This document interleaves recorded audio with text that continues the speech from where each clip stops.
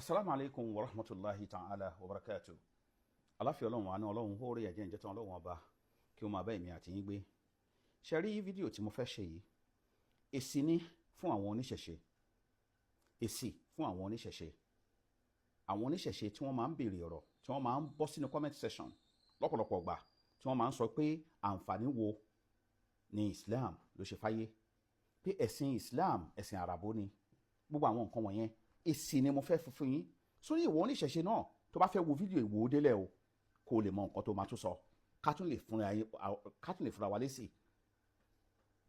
Èmi ò kì í bá wọn sọ, mo ti sọ pé mi kì í bá wọn dì lórí ọ̀rọ̀ wípé à ń sọ̀rọ̀ ìṣẹ̀ṣe àbí nǹkan kan, ṣùgbọ́n tẹ́ ẹ bá jẹ́ asinmi àwa náà ò ní jẹ́ asinmi ìrìn òdùnà Ọlọ́run ọba ló sọ bẹ́ẹ̀. Tẹ́ ẹ bá ní ẹ̀yìn fi wá lọ́kàn balẹ̀ ẹ̀yin náà ò ní fọkànbalẹ̀. Kẹ́ máa bọ́ sínú DM, kẹ́ máa sọ oríṣiríṣi, kẹ́ máa bọ́ sínú comment section, kẹ́ máa sọ oríṣiríṣi nípa Islam. Àní dákẹ́.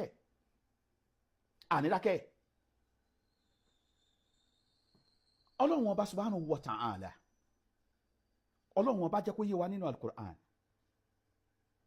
wípé Ànábì wa Muhammad sallallahu alayhi wa sallam, Ọlọ́run ọba sọ nínú Quran 21 verse 107, Ọlọ́run ọba ní wa ma arsalnaka illa rahmatan lil alamin.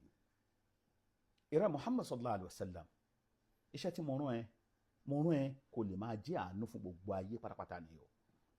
Ìkẹ́ Ọlọ́run ọba fún Ànábì wa Muhammad sallallahu alayhi wa sallam ṣe fáyé.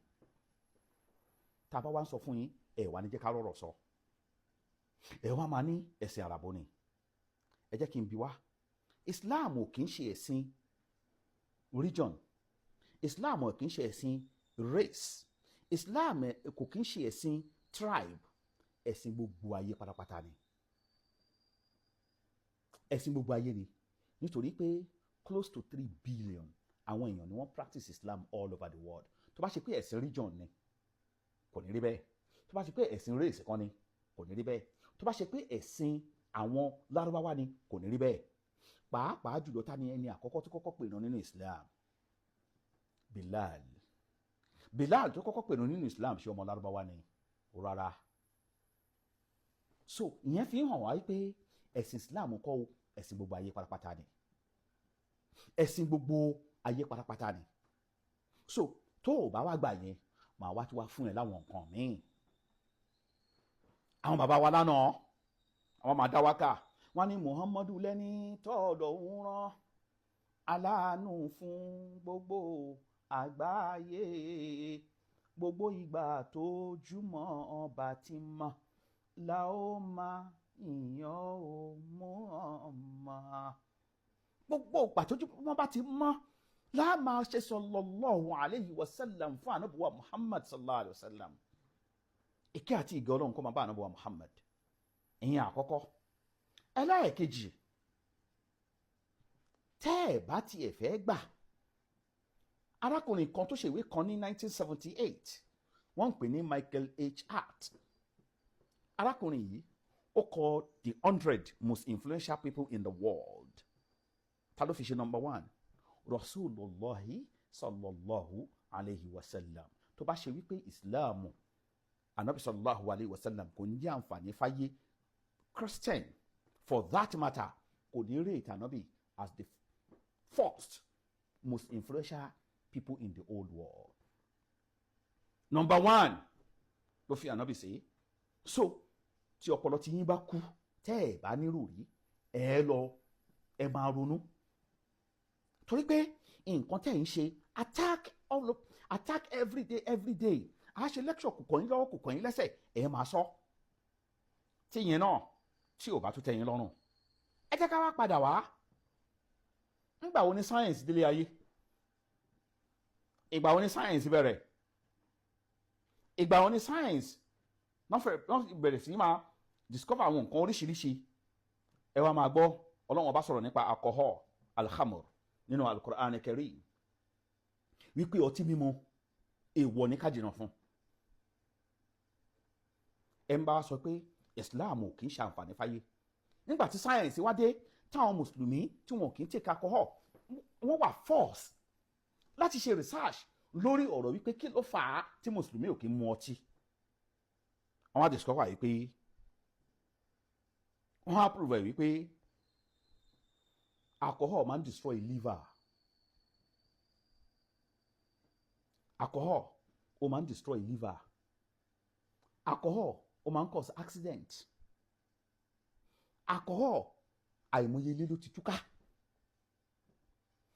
Alcohol ẹlòmíì ó ti wà addicted to alcohol débi pé kò yàtọ̀ sí wèrè mọ́. Wọ́n wá ní torí ẹ̀ intake of alcohol nǹkan burúkú ni. Ẹ wo ìgbà tí Islam ti sọ náà. Tẹ́ bá ń sọ pé Islam ò ṣàǹfààní fáyé. Ẹlẹ́ẹ̀kejì ẹran ẹlẹ́dẹ̀ al-khinzir pork ẹlòmíì máa fi pé òun fi ń ṣe kíní ni pork lòun fẹ́ jẹ. Ẹlòmíì máa fi pé bóyá pé òun civilize ni civilize àìmọ̀kan ló ń ṣe ẹ́. Ẹ wo ìgbà tí Islam ti sọ nínú al-Quran Quran 5:3 Ọlọ́run ọba ti sọ tipẹ́tipẹ́ kí Ọlọ́run ọba sọ ń bẹ̀ hurmatu alaykum al-maytatu wad-damu wa lahmul khinzir. Ọlọ́run ọba ní èèwọ̀ ní fún yín ẹran tó bá kú fúnra rẹ̀ èèwọ̀ ní kẹ́ ẹ jẹ òkú ńbete ni. Ẹ̀jẹ̀ ẹran tí wọ́n gbé tí wọ́n wá lọ sẹ̀ lórí iná èèwọ̀ ní ẹ ò gbọ́dọ̀ máa jẹ àti ẹran ẹlẹ́dẹ̀. Ẹ wò gbà tí over 1,400 years ago ìgbà wo ni science délé ayé science wá sọ kí ni wọ́n sọ modern science ó wá sọ yìí pé ẹran ẹlẹ́dẹ̀ ó kárí parasite. Wọ́n pe parasite yẹn lórúkọ kan. Wọ́n ní parasite ọ̀hún tó bá wà nínú ara tí èèyàn bá jẹ sínú ara kò kí ń kú ó lè padà wá ṣokùnfà cancer sínú ara. Ọtí lẹ́yìn fi ń bọfá, ọtí lẹ́ fi ń bọ ọ̀pẹ̀lẹ̀, ọtí lẹ́ fi ń ṣe gbogbo nǹkan tẹ́ ń ṣe, ọtí náà lẹ́ fi ń ṣe gbogbo ẹ̀, ẹlẹ́dẹ̀ lẹ́ fi ń ṣẹ́fá. Àwa wí tán kí ni àǹfààní tí ìṣẹ̀ṣe tó mú wá fáyé? Ẹ sọ àǹfààní tí ìṣẹ̀ṣe mú wá fáyé. Ìṣẹ̀ṣe tó yẹ pé ó belong to a particular race. Ẹ wá ń sọ̀rọ̀ nípa Islam tó ṣe pé all over. Tá a bá ń dákẹ́ tá a bá fún yín lésì ẹ máa ṣèbí pé ẹ ní nǹkan kan tó ń bà wá lẹ́rù ni. Rárá ẹ ní nǹkan kan tó ń bà wá lẹ́rù wallahi alazim. Torí pé wàhálà yín ti pọ̀ jù. Kọ̀tọ̀kọ̀tọ̀ yín ti pọ̀ jù. Bákan náà tẹ́tẹ́ títa Islam ló sọ. Islam ẹ ń bá jẹ́ mùsùlùmí tí ò bá proud to be a Muslim á jẹ́ pé kò tí ì jẹ́ mùsùlùmí ni. Islam sọ̀rọ̀ nípa al-maisir tẹ́tẹ́ gambling tẹ́tẹ́ títa. Ọlọ́run ọba ní innama yuridu shaitan an yuqi'a baynakum al-adawa wal-baghda fil khamr wal-maisir. Ọlọ́run ọba ní shaitan nǹkan tí shaitan fẹ́ dálẹ̀ tó fẹ́ fi ọtí àti tẹ́tẹ́ títa tó fẹ́ fi dálẹ̀ ni ọ̀tá ló fẹ́ fi dálẹ̀ láàrin yín. Ọ̀tá bàbá jọ ń ta tẹ́tẹ́ tèmi ń jẹ tí wọ́n ò jẹ ọ̀tá ni. Àyìn tó mu ọtí ẹjọ́ lọ sílé ọtí ẹ wo nǹkan tó máa ń ṣẹlẹ̀ nílé ọtí náà. Ẹ sọ̀rọ̀ síra yín sọ̀rọ̀ ìyá ẹ bàbá ẹ lórí burúkú ni bàbá ẹ. Ṣé orí ọlọ́tí ń pè ní? Orí ọlọ́tí ò kì í pè náà. Ṣẹ́yìn rí orí ọlọ́tí tó pè rí ni? Ọlọ́tí tó máa bọ́ síta gbangba tó máa wà ń hòhò ọmọlúwàbí tó máa ṣubú sí kọ́tà. Ọtí yẹn lẹ́yìn fi ń ṣayọ̀. Ṣé wá gbọ́ nǹkan tí wọ́n sọ? After tí Ọlọ́run ti sọ nínú Al-Quran years 1,400 years ago ẹ wá ṣẹ̀ṣẹ̀ wá gbọ́ nǹkan tí modern science tó wá sọ. Àwọn ní psychologist wọ́n wá sọ yìí pé tẹ́tẹ́ ó máa ń lead èèyàn lọ síbi depression. Kí èèyàn má mọ nǹkan tó ń ṣe mọ́. Ká kàn máa wò sú. Ká fẹ́ pé A ká máa pé B. Ó máa ń lead èèyàn lọ sí poverty. Ó máa ń sọ ẹni tó nídìí olùṣì. Ó máa ń tòṣì. Ẹlòmíì á ta tẹ́tẹ́ títí. Á fi mọ́tò ta tẹ́tẹ́. Á fi gbogbo ẹ̀ ta tẹ́tẹ́. Á wá padà wá di olùṣì. Á máa rí owó á padà dolòṣì. tẹ́tẹ́ á máa líìdì ọ̀pọ̀lọpọ̀ lọ síbi pé kí wọ́n pa ara wọn, kí wọ́n fúnra para wọn. àìmọye ilé ní tẹ́tẹ́ ti túká o, àìmọye ẹni tó ṣe pé tẹ́tẹ́ ló jẹ́ kó lọ commit crime tí ò yẹ kó commit. ẹ jẹ́ gbogbo àti Ọlọ́run bá ti sọ náà, ẹ wò gbà táwọn psychologists ṣẹ̀ṣẹ̀ wá sọ, tí science ṣẹ̀ṣẹ̀ wá discover. nígbà wo ni? ní kòpẹ́kòpẹ́. tẹ́ bá ń sọ pé Islam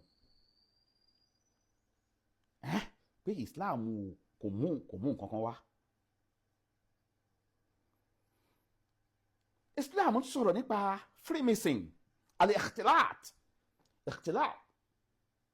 ká máa rò kọkùnrin papọ̀ àti ọkùnrin àti obìnrin, ká máa rò papọ̀ mọ́ ara wa láìsí separation, láìsí ààyè, láìsí ààlà ń bẹ. ẹni tó ti marry, ẹni tí ò tí marry, ẹni tó kọ́ táyà tìyàwó, gbogbo wọn kákọ̀ máa rò papọ̀ mọ́ ara wọn.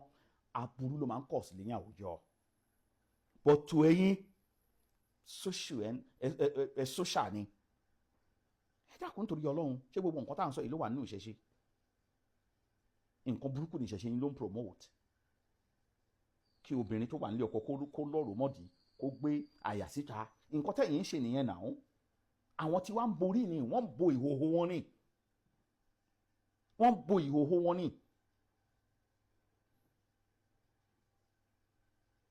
Ọlọ́run bá subhanahu wa ta'ala sọ nínú Al-Quran, Quran 24 verses 30 to 31. ẹ lọ kà á, ẹ gbọ́ nǹkan tí Ọlọ́run bá sọ ńbẹ̀. ẹ lọ gbọ́ nǹkan tí Ọlọ́run bá sọ ńbẹ̀. Modern study over 1,400 years ago ní nǹkan tí Al-Quran ní sọ. modern study ṣẹ̀ṣẹ̀ wá sọ lásìkò tá a wà yìí. kí ni wọ́n sọ? wọ́n ní Freemason, ká fi ọkùnrin àti obìnrin ilẹ̀ kọ́kàn máa rò papọ̀ mọ́ ara wọn, ó máa ń ṣokùnfà fornication,